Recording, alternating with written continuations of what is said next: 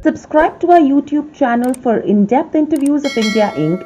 and press the bell icon so that you do not miss our updates.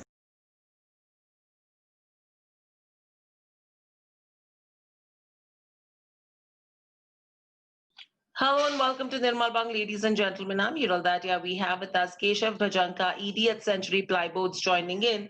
Welcome to the show, Keshav. It's a pleasure to speak to you once again after all the chaos that all of us have seen.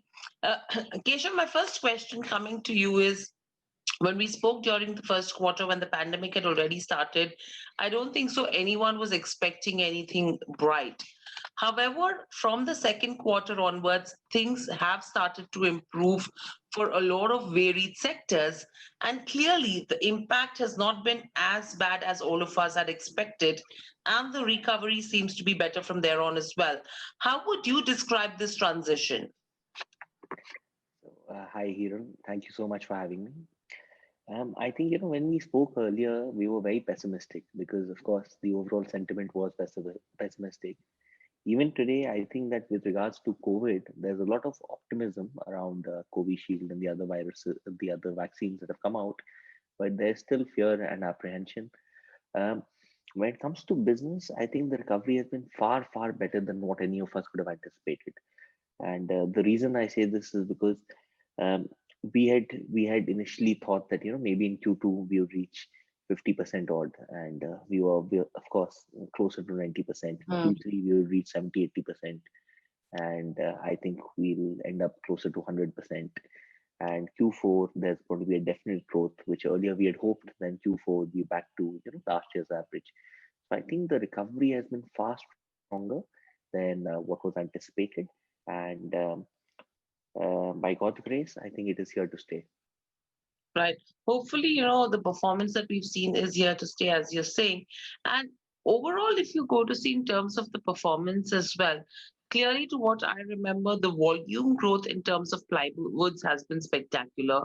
We have seen a margin surprise that has come in across segments. So, do you think that the cost cutting initiatives that were taken by the company is something that we will be able to continue, which will help us do a similar kind of margin growth going ahead? Most definitely. I think that that the lockdown was a very, very good time period to sort of to introspect and to think about what were the excesses that were there in the system and how to reduce them. And I think that a lot of the changes that we have done are here to stay. Some initiatives, of course, some things like reduction of salaries, etc., those have been rolled back, and I think we are back to the pre-COVID salary levels. But Mm. other than that, a lot of things such as travel costs, such as logistic costs, such as the overall spread of our network, the overall location of our warehouses, of our offices, all of those we have been able to, I would say, optimize far better than what we had earlier. And the time period that we got to actually do this helped us. So there were some positives out of the negative. Right. And how would you actually describe the demand? Because clearly in the month of September itself, I was reading that you've already retraced back to a year ago levels. October has been a record growth, month for you as well. What would you attribute this growth to? Is it the festive season? Is it the pent-up demand? And if so, are you expecting these kind of sales numbers to continue in the coming months as well? I would actually not attribute it to any of Hmm. to the festive demand or to pent up demand. You see, I'm a firm believer that when there is a disruption, when there is a huge change or a huge shift, then the companies that are stronger and fitter tend to walk out of those, Hmm. far better than certain others. So I think that all the initiatives and all the hard work that we put in during the lockdown months, I Hmm. think those have really helped us. We have launched a Salesforce automation tool, which was in the pipeline for 2 years, and it was very difficult to roll out. But thankfully, during the lockdown, there was no sale, so Hmm. we had the time to focus on other things, and we were able to roll out the SFA. We have come out with a new technology called BioKill, Hmm. We have overall, I believe, been able to come out of this in a position of strength rather than a position of weakness. And that is what has helped us recover. Right. So with this, what would you say with regards to fears of COVID? Do you think uh, that's something which has turned in as an opportunity for, say, ready-made furniture market also? Mm, you see, any disruption has a short term impact and a long term impact. Mm, In the short term, perhaps, but in long term, India is poised for great growth. There is no two ways about it.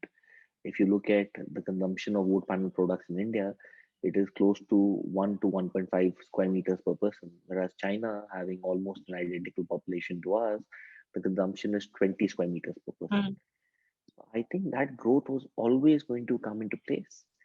Having said that, yes, the emphasis and the importance that people place on quality today is far more important, I would say, than what it was earlier, and that plays into our hands. right. And how is the sector, the business looking like from the export front? Do you think there is a boost coming in from the government side as well to export furnitures? Um, the government is working very, very hard to sort of, to make furniture make in India a success.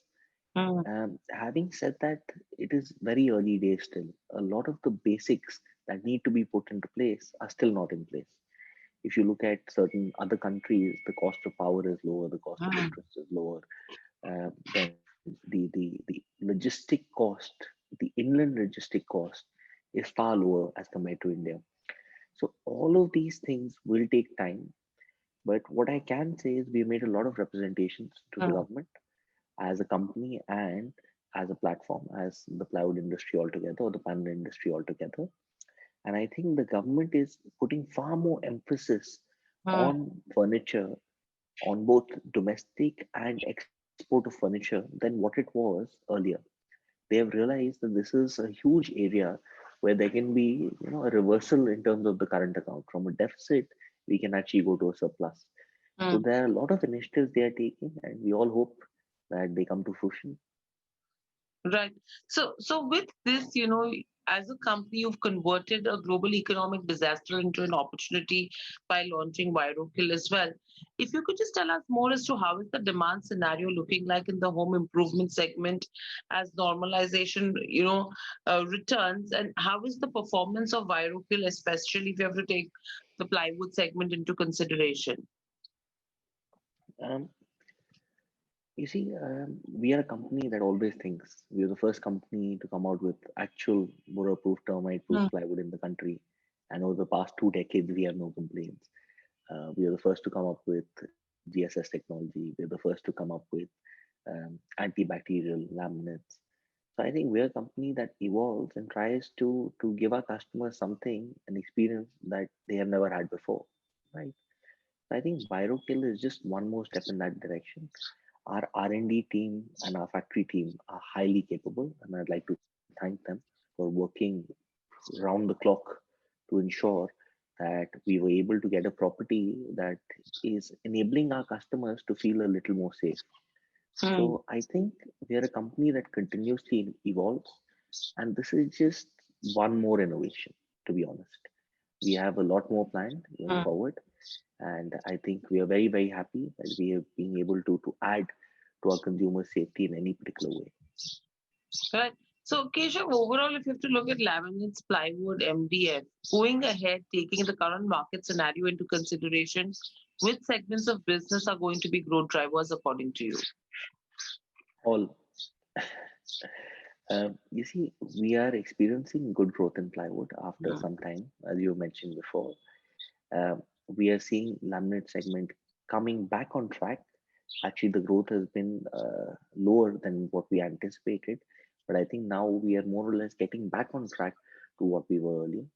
The MDF segment, because of a very low base, has tremendous potential to grow, and that is why I think the MDF segment will have a very good sustained growth for the foreseeable future. Because at the present time, we are a negligible player in MDF as a country and as a company. right. So, Keshav, talking about MDF as well, I think uh, imports have become expensive with regards to MDF. Do you think that's something which is bolstering demand for the domestic manufacturers as well? And if yes, are we well equipped to meet that kind of demand? Most definitely, it is bolstering the demand for domestic manufacturers. I think we are well placed. You see, there is substantial capacity that has been created in India. There are two or three large units that have come into play in the past 2 or 3 years, and now companies such as ourselves are expanding or are planning rapid expansion. So I think the ecosystem is being created to take advantage of the changing dynamics, and I think imports are going to be expensive for the foreseeable future for a number of reasons. The logistic costs has shot up, as you rightly pointed out. Shipping costs have gone through the roof, so to speak, and the cost of raw material, when there is an entire international supply glut, the cost of raw material falls. But once demand recovers to a certain extent, raw material cost starts shooting up. So I think that the high price of imports is here to stay, and we'll be able to take advantage in the mid to long term. Right. So overall, Keshav, then do you think there is a possibility of a price hike that would be coming in with regards to where the MDF segment goes? We've already taken a price hike in December. Okay, so any further price hikes that could be expected? It'll depend on raw material cost, to be honest. Hmm. Right. Nothing that I can confirm at this point in time. Right. And overall, if you go to see with regards to the market share as well, do you think MDF has started eating up the market share of lower end of the plywood industry? And do you think it will also capture the share of the mid segment of plywood? Mm, you see, the lowest end of plywood, Hmm. say the 40-45 rupee bracket, there the quality is atrocious. Hmm. That plywood may not last you a year and a half. When you buy plywood, you're expecting it to last, well, for at least a decade. Or if you're buying century ply, you're expecting it to Hmm. last more than you last, right? So I think that that segment in itself, um, it offers no benefit to consumers other than the fact that when you cannot afford a quality Hmm. product, you have something. In that segment, MDF is going to eat away rapidly, and it is going to be sustained because the product composition is far superior to that Hmm. inferior quality of plywood. When you look at the mid segment of plywood, the sort of product characteristics that you get, Hmm. MDF will not be able to offer. Suppose you look at a product like Scenic that we are selling in the market. Hmm. Um, a Scenic would have maybe a 5 to 10 times load bearing capacity of an MDF.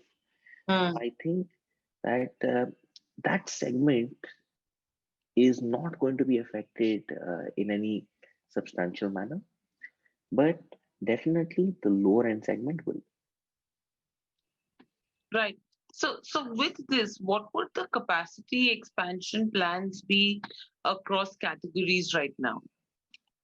We are going to be expanding our capacity in MDF to more than double in the very near future. In plywood, we are working on increasing certain balancing equipment to augment our own capacity. Hmm. I think that should be able to augment capacity by at least 10%. And in laminates, we are again looking at how to augment our current production through certain changes in machinery. So I think that should also enable us to gain about 10% in laminates. Right. So in terms of capacity addition as well, what's the update on the South India plant that we were looking at? We are aggressively pursuing it. Hopefully, we'll be able to give you some good news soon. Right. And but any timelines that you could give us? Soon. You see, I don't want to commit at this point in time I'm because sure, it is I'm still sure. in No, the I works. wouldn't want to force you on that as well. And what's the update with regards to where UP is concerned? Because delays are happening on that front as well. The chairman envisages that within 5 to 7 years, we will have 5 times our current MDF capacity. Wow. So our South plant is likely to come soon. Our UP plant is likely to come sometime after. Hmm. We are likely to augment our capacity in our Hoshiarpur plant. So Hmm. there are a lot of things that we will be doing. It is a function of, how, like you said, for UP, the Correct. licenses pan out, or how soon the entire scenario is put in control. But I think, yes, South will come, UP will come, and expansion of Sharpole will come in in the near future. Right. And overall, Keshav, clearly, if you go to see with regards to growth as well, another factor that's really worked for Century right now is the debt repayment. I mean, you've managed to repay and cut down a lot of debt. I think now we're at around 80, 85 crores. Do you think that's a comfortable level, or do 8085 you was think as of last quarter. exactly? I mean, that's the number that's out right now. So do you think, I mean, are we going to be debt free completely, or do you think these are comfortable levels? You see, that for us is a function of expansion. Hmm. It depends on how soon we expand and depends on the internal cash flows during that time period. What I would like to say is that our internal cash flows, our free cash flows are better than what they have ever been. And we are a company that, yes, today we are debt free, and being debt free is an advantage. Hmm. But that debt, taking on debt, will not, not having debt will not come at the cost of not expanding. Correct. So it depends on how we plan to expand. But whatever debt we take on now, I think will be negligible in terms of the scale of it. Right. And then with this, if you talk about the geographical locations as well, which are the ones that are leading to this kind of growth and recovery right now, if you have to look at India? We are growing pan India. I think every single branch, every segment, Hmm. every single geography for us has performed well. There might be exceptions, but Hmm. I think the whole country has performed well. Right. And how is the replacement market doing in urban areas? I think that has started to pick up now because people have started to allow carpenters into societies and contractors into societies and so on and so forth. But I don't think we are still back to pre-COVID levels as far as the urban demand or the urban replacement demand is concerned.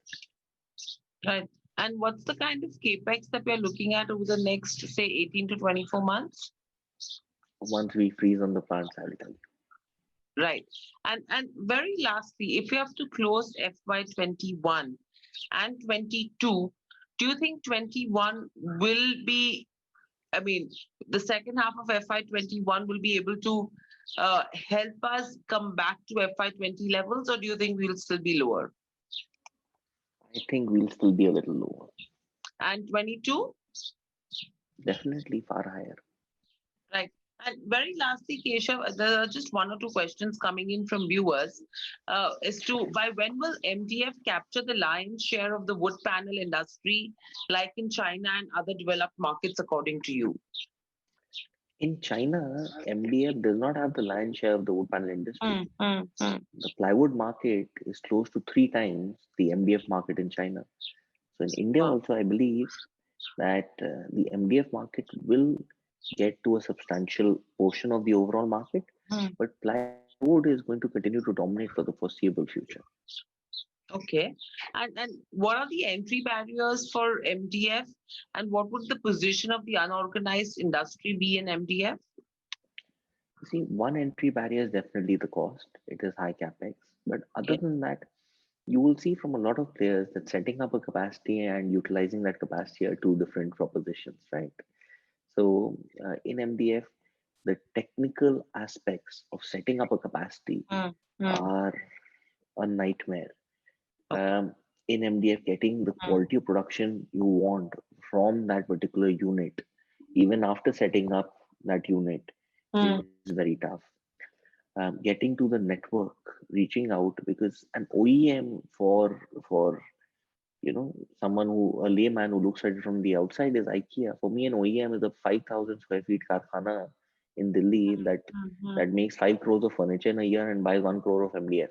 mm, So the dynamics change a lot, and to get this supply chain, to get the mm. distribution network, to get the team in place, all are highly challenging propositions. It is a separate business within the same business. Let's put it Right, that way. right. All right, Keshav. I think great speaking to you, great insights that we picked up, and thank you for answering those questions. And Thank you so happy much, to Hiral. speak to you once again pretty soon. And good luck for the coming quarters as well. Thank you Thank so you. much. Wish you a happy new year. Wish Thank you you. as well. Thank